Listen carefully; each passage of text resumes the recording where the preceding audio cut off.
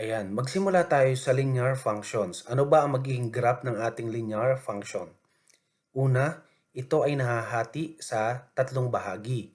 Meron tayong tinatawag na intersecting line. Pangalawa, meron tayong tinatawag na coinciding or overlapping. Pangatlo, meron tayong tinatawag na parallel line. Okay, isa-isahin natin gamit ang ating examples or equations. Wala akong ibibigay na concepts at saka definition. Diretso lang tayo sa graph at saka example ng equations. Okay, let's start with intersecting line. Example, ang example natin, x plus y equals 3. Second equation natin, 2x plus 4y equals 10. Equals 10.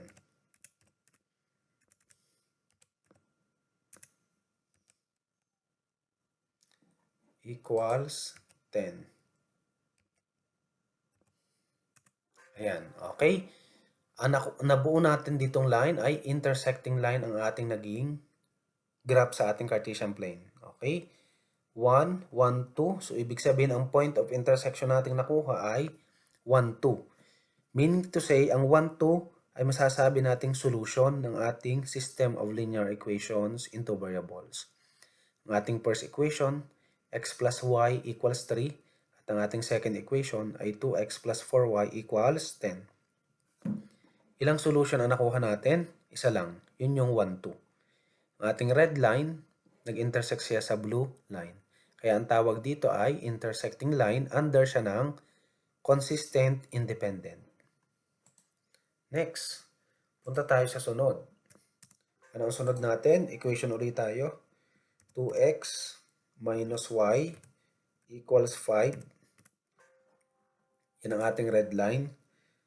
First equation. Next, second equation natin, 4x minus 2y equals 10. Okay, ang ating red line at ang ating blue line ay nagpatong, kaya siya ay naging violet. So, meaning to say, ang line na nabuo natin dito ay overlapping or tinatawag natin coinciding. Nag-coincide sila to each other. Nagpatong. Ito ang ating equation 1, equation 2. Okay? At ang characteristics ng ating equation, kung mapapansin natin ay, ang tawag dyan ay equivalent linear equation into variables. Bakit? Kasi kapag nireduce natin itong pangalawang equation, 4x minus 2y equals 10, dinivide sa 2, yun din ang lalabas. Kaya equal sila. Ang slope na makukuha mo dyan ay equal at ang ating y-intercept ay equal din. Okay? At ang line na nabuo dito ay coinciding or overlapping. At ang system na tawag dito ay consistent dependent. Sunod tayo, pangatlo. Sunod ulit tayo ng equation. 2x plus y equals 5. Yan ang ating first equation. Second equation natin ay 2x plus y equals 7. Ayan.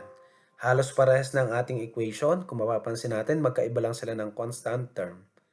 Okay. Kung mapapansin natin, ang characteristic ng ating equation, same slope but different value of our y-intercept kasi magkaiba sila ng constant. Now, ang ating graph, tingin tayo sa graph. Parallel line ang nabuo. Hindi sila nag-intersect sa isa't isa, ang blue line at red line, magkaiba ng direction ang pinuntahan. So, ibig sabihin, no solution. Wala tayong solution makukuha. At ang no solution ay under siya ng what line? Parallel line at under siya ng inconsistent system. Inconsistent system, no solution, parallel line ang mabubuo natin. Okay, next. Tapos na tayo sa ating linear function. Punta naman tayo sa ating quadratic function. Ang quadratic function ay nahahati lang siya sa dalawang opening. Pero ano ba ang graph ng ating quadratic function? Ang tawag dito ay parabola. Kung kanina sa ating linear function ay straight line, ang ating namang quadratic function ay parabola or curved line. Now, simulan natin ang ating quadratic function. Ano yung dalawang bahagi? Ito yung tinatawag nating opening of the graph.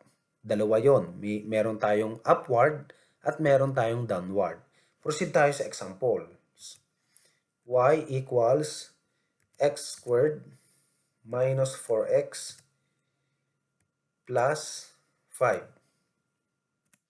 Ayun. Ang tawag dyan ay upward. Yung ating red curve ay upward. Bakit? Bakit natin masasabi siyang upward? Kasi ang ating first term, yung ating leading term, yung coefficient natin ay positive. Kapag positive ang unahan natin, ang ating magiging graph dyan ay upward. Subukan natin sa pangalawa. Gawin natin negative yon. Y equals negative x squared minus 4x plus 5. Okay, iniba ko lang yung sign ha sa unahan. Ano nangyari? Nag-downward.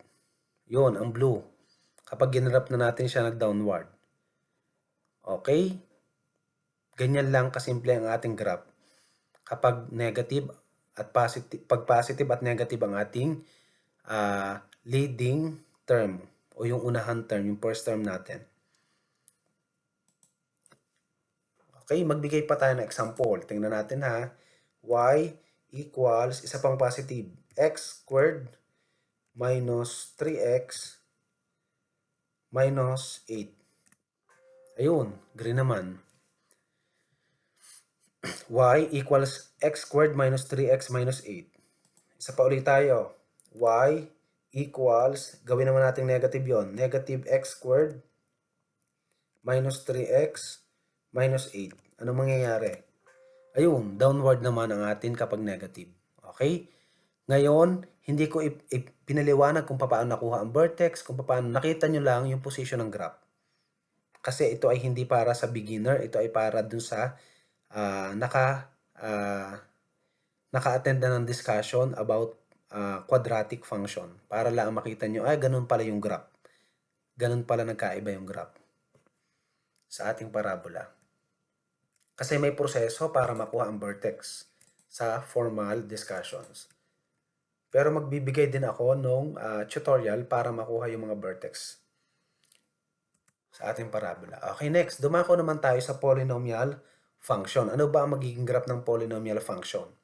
Okay, now, saan nagsisimula ang polynomial function? Anong degree? Kapag ang degree natin or highest exponent ay 3 pataas, meron tayong tinatawag na cubic function, quartic function, quintic function. Okay. Ito na, ang sunod ay polynomial function. Kapag ang exponent natin ay 3, and so on and so forth. Pataas. Okay. Ano ba ang tatandaan lang natin sa graph ng ating polynomial function? Kapag ang leading coefficient ay kapag positive at kapag ang leading coefficient naman natin ay negative. Ganun lang kasimple. Next, how about naman sa degree? Yung kanyang exponent kapag siya ay odd or even. May kaibahan yon. Okay? Now, dahil ang ating polynomial function ay nahati sa 4 na bahagi. Okay, tingnan natin sa example. Example tayo, y equals 2x cubed minus 7x squared minus 7x plus 12.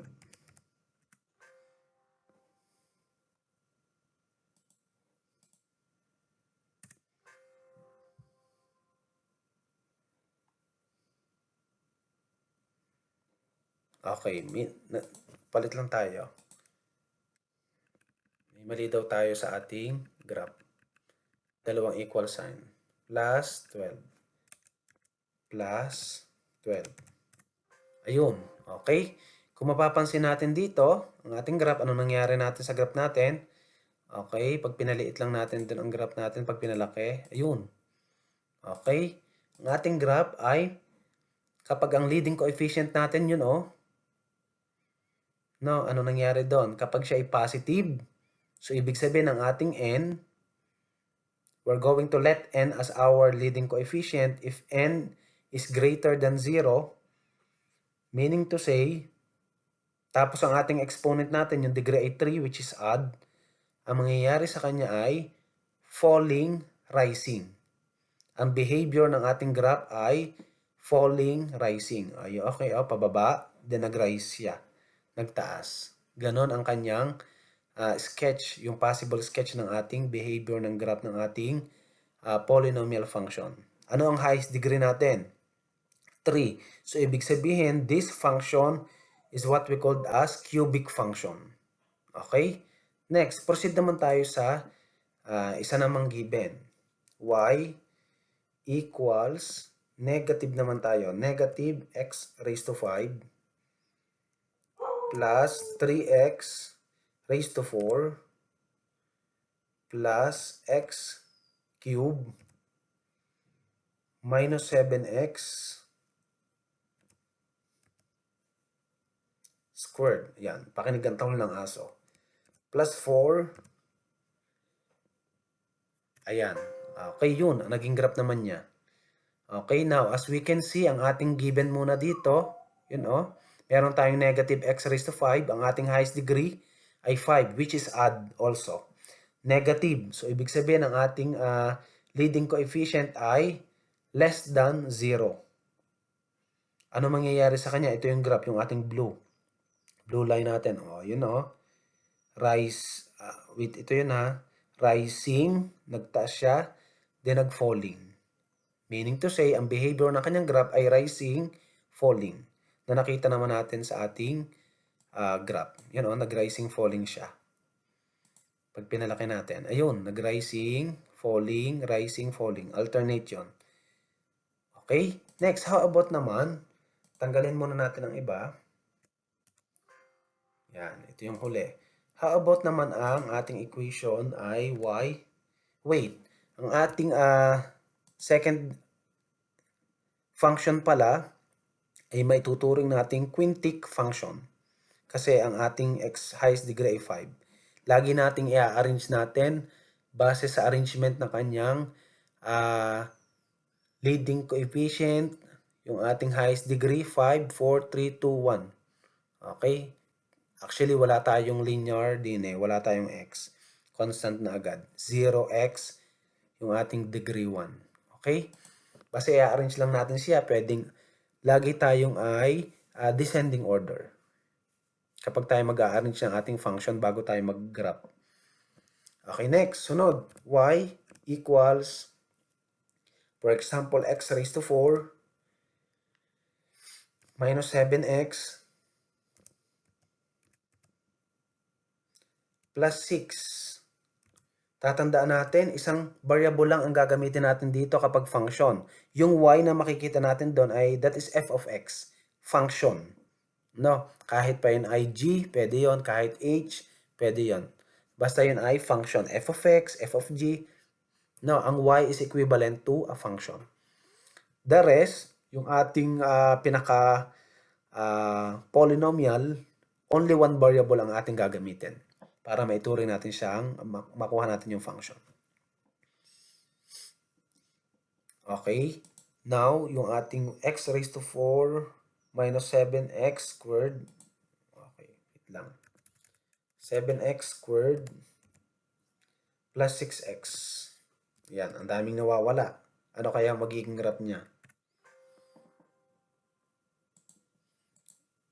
Yan, may mali. Ano yung may mali natin dito? 7x squared. Ulit natin raised to 4 minus, wait lang.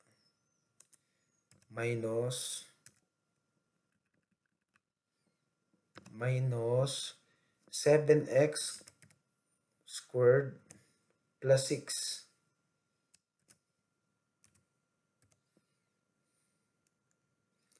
plus 3.